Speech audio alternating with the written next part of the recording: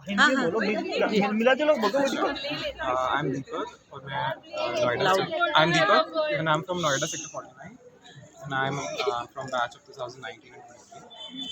तो आपने किसका कोर्स किया है? क्या आपने सीखा है यहाँ I'm पर? from fashion design fashion department design का।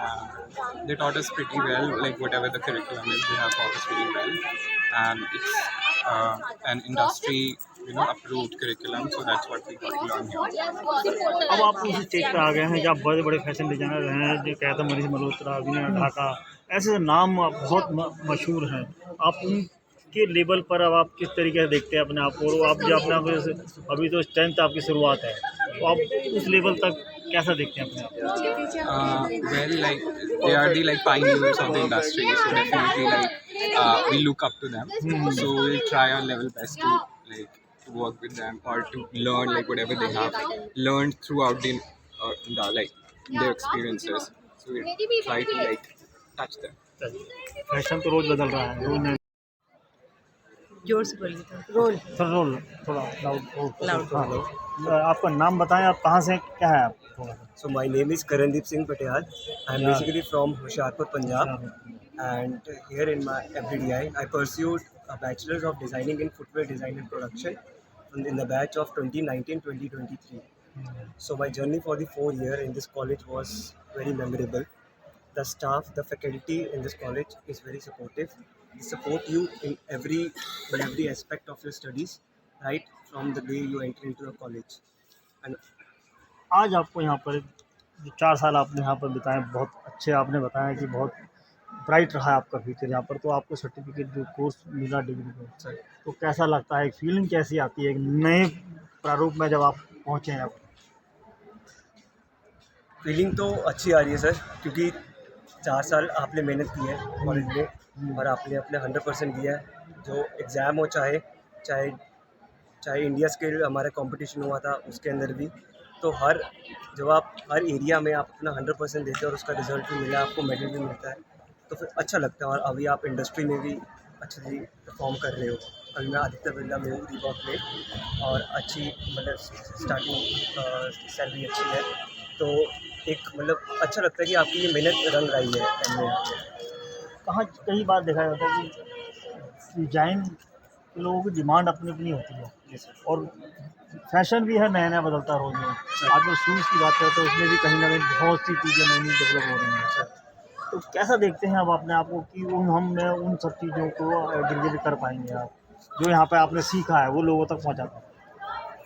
यहाँ पे शुरुआत से लेके एकदम एंड तक कैसे आपका फुटवेयर बनता है, क्योंकि चाहे फैशन जितना भी बढ़ जाए, आगे को डिज़ाइन बढ़ जाए, बेसिक हमेशा सेम ही रहेगा सर बनाने का।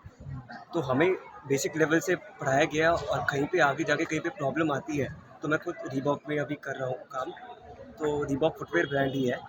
तो उसमें काम करने के आपको जब बेसिक पता होता है कि कहाँ पे, तो फिर आप आगे आइडेंटिफाई कर सकते हैं कि कहाँ पे प्रॉब्लम आ रही है। तो आप कंपनी को हेल्प करते हैं इन चीज़ों को इम्प्रूव करने के लिए, कि आप कैसे आगे अपने बिजनेस को बढ़ा सकते हैं, फैशन के साथ कैसे आप फोकस कर सकते हैं। आप क्या कहना चाहते हैं यहाँ पर? आपने एक जो जर्नी रही आपकी, उसमें आपका क्या कहना है कि, और स्किल के लिए बारे में आपका क्या कहना है कि जो आपने शुरुआत आप करनी है, जो आप तो फाइनल हो गया आपका, अब शुरुआत जो है नया स्टेप किस तरीके से लेने का?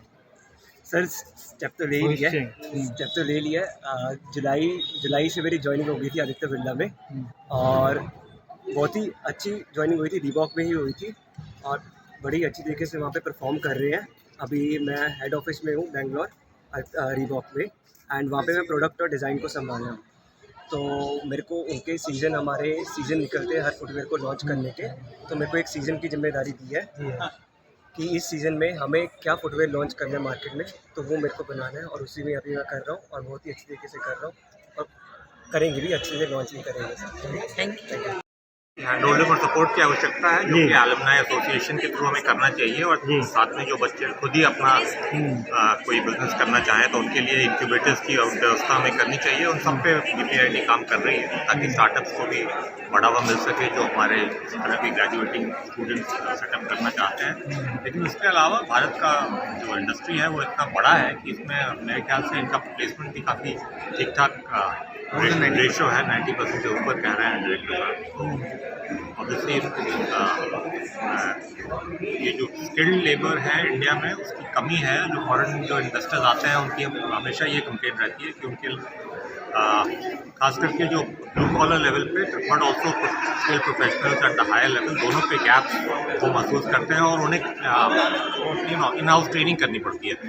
इस तरह के इंस्टीट्यूट से ये गैप हम वो कर पाते हैं, फिल कर पाते हैं। सर फैशन डिजाइनिंग को इंडस्ट्री का दर्जा मानने वाले तो मानते हैं, लेकिन अभी गवर्नमेंट से अप्रूवल नहीं मिल पा रहा। इनकी बहुत समय से डिमांड भी है, बहुत फैशन शो होते हैं, बहुत टेक्नोलॉजी भी होती है, लेकिन आज भी इनको इंडस्ट्रीज का दर्जा नहीं मिल पाता, जो कि ये जीडीपी में भी ये कम से कम आप मानेंगे तो 2.5 3.5 इनका रेशो तो रहता ही है। फिर भी इंडस्ट्री तो डिज़ाइनिंग तो एक सर्विस है, एक आईपीआर क्रिएशन का काम है, तो वो तो अल्टीमेटली गुड्स के वैल्यू में जाता है।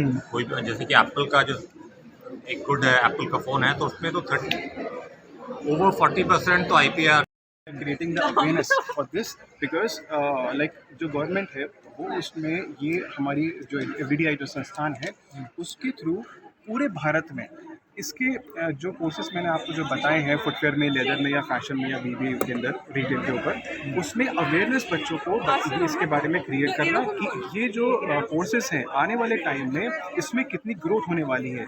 जो मिनिस्ट्रीज में जो नंबर्स दिए गए हैं उसके हिसाब से they want to create a high skill man power for our country. उनको पता कैसे लगे कि हमें यहाँ पर एडमिशन लेना, क्या क्या उनकी चीज़ें हैं, ऑनलाइन होता है, डायरेक्ट एडमिशन होता है, कैसे क्या? सर देखिए, जो वेबसाइट है एफडीआई की उस पर जाके बच्चे जो है अपना रजिस्ट्रेशन करते हैं और जो यहाँ पे जो एडमिशन का जो क्राइटेरिया है वो है एग्जामिनेशन बेस्ड। जो ऑल इंडिया सिलेक्शन टेस्ट हम लोग एफडीआई कंडक्ट करवाता है, ऑल इंडिया सिलेक्शन टेस्ट के नाम से, राइट, एआईएसटी के नाम से, वो वन डे एग्जामिनेशन पॉलिसी के तहत। बिल्कुल सर, उसमें जो है बच्चे जो एलिजिबल होते हैं वो अपना एग्जामिनेशन देते हैं। उसके बाद एक सर्टेन रैंक बच्चों को मिलती है, रैंक के बेसिस पे बच्चों का अलॉटमेंट होता है आफ्टर दी काउंसलिंग, तो उसमें कैंपस और प्रोग्राम उनको अलॉट कर दिया जाता है। प्लेसमेंट किस तरीके की होती है? आप यहाँ पर प्लेसमेंट भी देखा मैंने, प्लेसमेंट भी देते हैं, किस तरह के प्लेसमेंट होती है और इनका एटलीस्ट ये बच्चे जब यहाँ से निकले हैं तो इनका आगे का क्या इनका चयन प्रक्रिया रहती है और इनका और क्या इंस्टीट्यूशन में जाएंगे, कैसे भविष्य क्या होता है? देखिए, बच्चों का यहाँ से निकलने से पहले ही लगभग ऐसा होता है कि बच्चों की प्लेसमेंट ऑलरेडी हो जाती है। एग्जैक्टली,